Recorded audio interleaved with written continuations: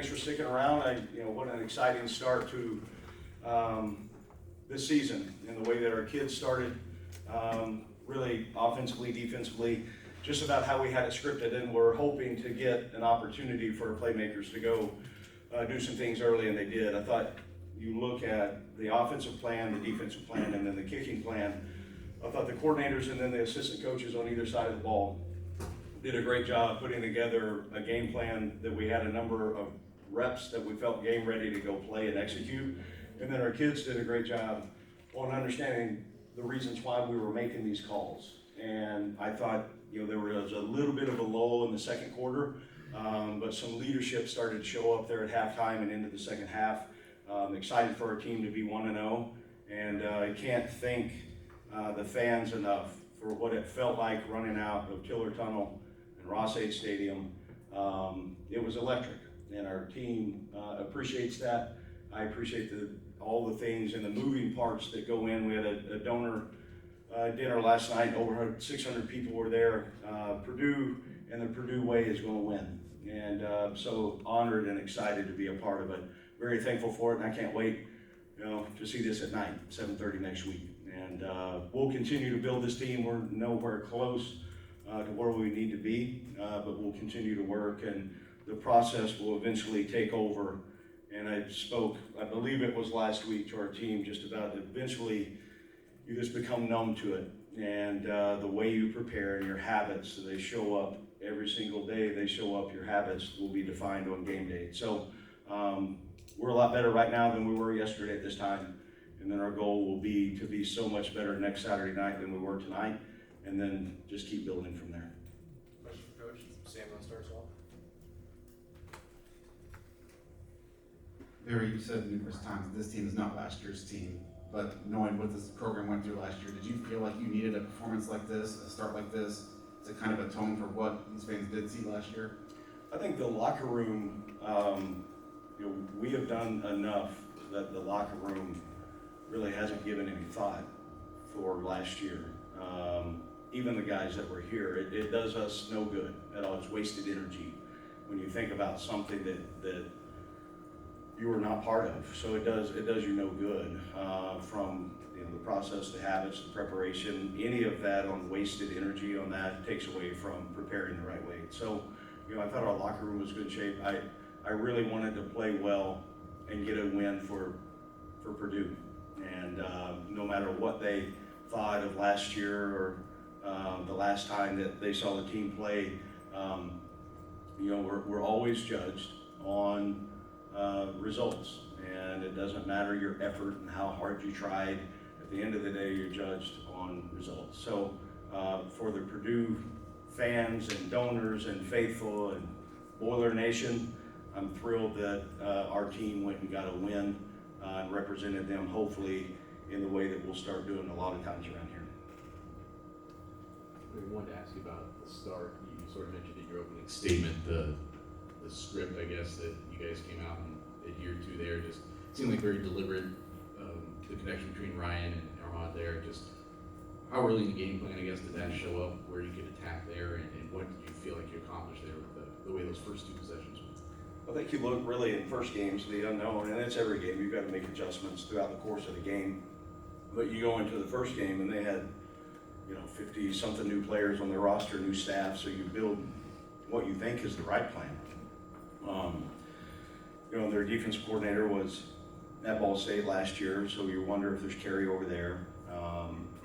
Special teams film, we were looking at UConn because there was a carryover there. So you're trying to merge and build all these things, but at the end of the day, fundamentally, you've got to have a belief and a foundation of who you are and how you're going to go attack versus a certain look.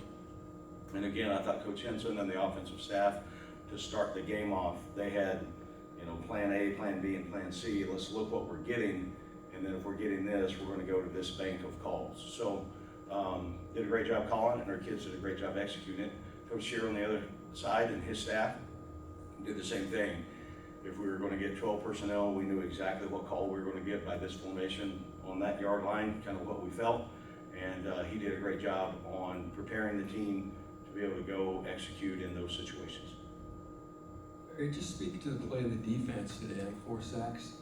7 TFLs, and the importance of keeping the 0 on the board, getting a shutout. Yeah, I think you look, number one, I'm excited that we held them, out of the end zone, and they missed a couple of kicks, which was great. We didn't force any turnovers, which we've got to do. Tackling was average at best. I thought we tackled well early, and then we didn't tackle very well throughout the course of the game. Third down efficiency, I've got to look at it and study a little bit on the reasons, where we came up there. But in the world of college football today, it doesn't matter who you're playing, it's hard to shut somebody out. And we'll build on that. And I think it's important that our team eventually, we're going to end up, and we're close. We're close in a lot of spots, that they understand this. If you prepare the right way, the process takes over, and it's nameless, faceless, and you just go execute. And when you can get in that flow state and how you play, things seem to slow down. And I think there were points in time throughout the game that defensively we were able to do that. And you play fast, you play confident, and the confidence is built with true self-belief. You don't have to fake your way through it when you prepare the right way. So we did some good things, and man, we got a long ways to go. Coach, you're saying you brought into this season as hard, smart, and tough. Did you see what you wanted to see in those regards today? We made steps in the right direction. We're nowhere near a finished product. I did think overall the team played fairly smart. I remember obviously a couple of penalties. I would have to look at that exactly. We had 3 for 25. I would rather that be 0. We did not turn the ball over, which is huge. So that's big. We saved some yardage and field position with Mike catching the punts. He let the first 2 bounce, and then he got in a rhythm and was able to save some yards there. I thought our kickoff coverage did a great job. Kicks early weren't great. But a smart football game. I think our quarterbacks made smart decisions. I think our defense got us out of some calls by formation that they needed to, and they executed, whether it was unbalanced or some different things that we were trying to get. I don't think we missed any calls with that defensively. So the smart side of it, we're getting there. We need to become a really, really smart football team. Situationally, how important that is. Toughness, that's mental and physical, and I think you're always working to get to a championship level there. So we've got work to do, and they did some good things. And then the ability to strain and just play hard. I think the Purdue people will recognize that, will embrace that, and that's got to become who we are, because it doesn't matter home or away or playing in the parking lot. If you have those qualities with you, they travel really well. Barry, right over here. You talked about the atmosphere when you ran out of Tiller Tunnel and the electricity of that. Just what was going through your mind in those moments? And as a little bit of a follow-up, is there a little bit of a deep breath when you score on the 3rd snap of the game? This could be a long-winded answer. I'll try not to go there. I was excited. I really was. The tunnel, the distance. I'm not in great shape. So the energy and the emotion, and you get to that point, like time to take the field, and then the Big Ten Network was there for an interview. I felt like I was out of breath. And I just wanted to make sure we started the game the right way. And, when we hit then Armand made the run after the catch, the ball was placed good. There was a small moment of like, okay, now you get into the flow of the game. I'm certainly excited about that, but man, that place will be one of the toughest atmospheres in college football when we get this deal open. And I'm very, very thankful to have the opportunity to coach in that stadium. Barry, real quick, did you get a game ball? And number 2, you talk about used to play with Ryan Brown. Say about the game ball. Did they give you a game ball? Mike Babinski gave it to me, and very, very thankful for him and his leadership. And he's provided a platform and a culture of success. And he's helped us every step of the way. Him, his team, Tiffany Grimes is in every staff meeting. She's our sport administrator. And every single day there's communication, there's alignment, there's vision. And when you have that, it's a powerful, powerful thing that I'm very, very thankful for. Ryan Brown, I thought, executed the game plan well. I thought he made some really smart decisions. Took a couple of hits I didn't want him to take out in the open field running, but he said, I need to get hit a couple times to feel good, to feel right. And I understand that as a player, as a competitor, we just got to be smart with that. And then, the quarterback position, it's so important, but it's as important that the 10 guys around him play really well to make his job easier. At the end of the day, he's going to go down on, did we win or lose? And ultimately, that's what quarterbacks are judged on, a lot like the head coach. So Ryan takes it personal, and again, I will think, I've said it over and over, and Tom, you're tired of me saying it, I know, I read your body language now. I think our quarterback room will help us win games. And thought Malachi stepped in and how we were calling at that point, did some really good things, and Bennett Meredith is making good plays, and Evans Chuba is coming on, and if I don't play Garrett Odom, I'm going to hear it at home. So there's a lot of, Coach Henshaw has done a great job with that room of getting them from where we started until where we are today, being game ready.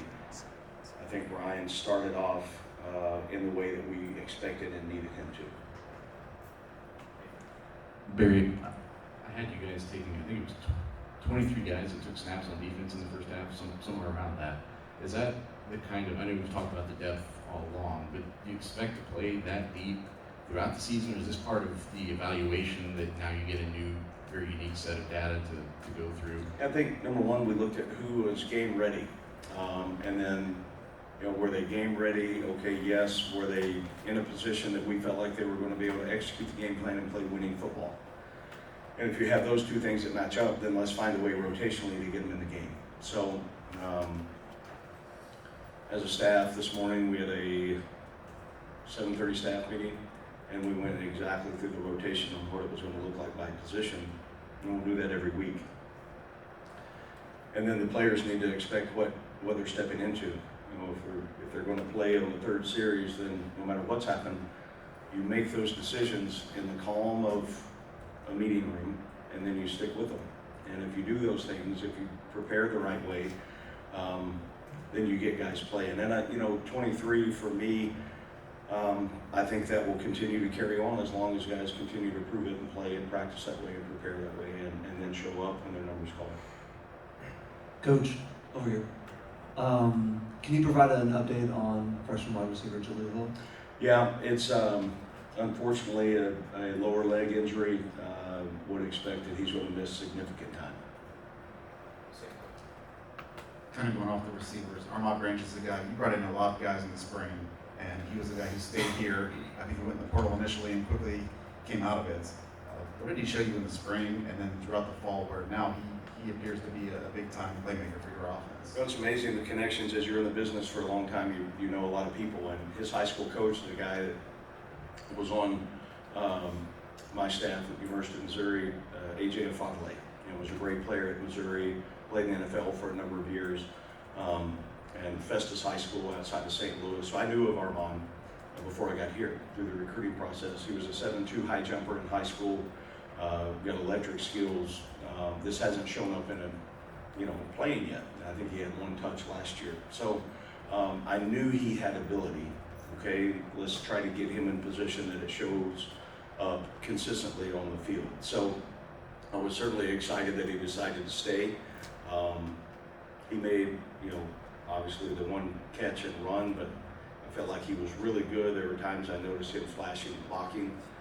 We challenged everybody, how are you going to play when you don't have the ball in your hands, right? What's that effort look like? What's that strain look like? And I noticed him one time over on the sideline, put the defensive back over on the sideline. And so I think Armand has grown up in 8 months and will continue to be and can be an electric player for us. Background. Coach, it seemed like throughout the course of the entire game in front of me, that there was just this consistent level of energy across the board. How did you see your guys kind of build off each other, offense to defense, defense to special teams, and so on? Yeah, I certainly don't want to take away from the win, but I thought our sideline, the energy from the guys that were not on the field we weren't anywhere close to where we need to be. So I did not do a good enough job teaching them on what that looks like. We'll get that fixed, because you've got one of the components of our bottom line is you've got to play with energy and enthusiasm. And if you're not one of the 11 on the field, then man, you better bring it on the sideline. Everybody's got a job to do, and we'll get that fixed. I thought overall you heard the conversations on the side between offense, defense, and kicking on playing complementary ball. You know, celebrate success, but you know there's times you get in a 12-play drive and we need some juice on the sidelines. We'll get there. We're learning as we go, and we'll be a lot better next Saturday than we were today. Any more questions for Coach? All right, thank you, Coach. Thanks, guys. Have a great week. Shortly.